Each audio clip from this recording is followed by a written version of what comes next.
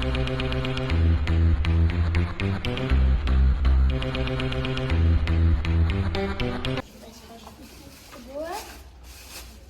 ви представя малко за книгата "Арменски народни приказки", ще ви разкажа, която държа в ръцете си. Книгата излезна миналата година и вече една година я представям пред различни аудитории, най-вече пред деца, както я представих и днес в Сливен на поредното издание на Детския панаир на книгата.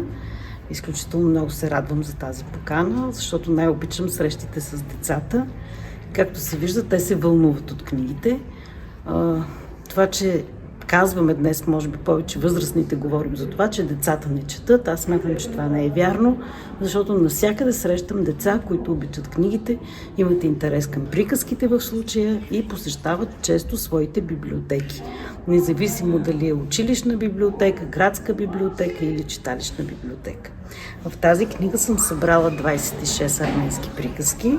Тя е много красиво илюстрирана. Приказките са дошли както от Западна, така и от Източна Армения.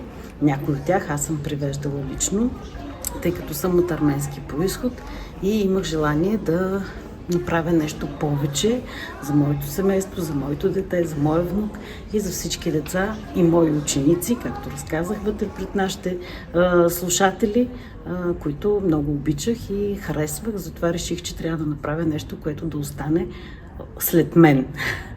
И така се роди тази книга, която, както казах, вече хората много харесват. Изключително богато илюстрирана, вътре с няколко арменски букви.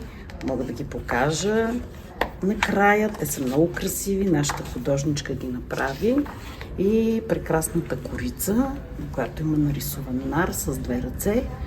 Нарът всъщност е един от символите на Армения и изразява благодатта, към която се стреми всеки народ в крайна сметка, и две сръчни арменски ръце, които символизират умението на арменците да бъдат творци, да развиват изключително интересни занаяти, които са стигнали до наши дни. Те са прославени с тези неща.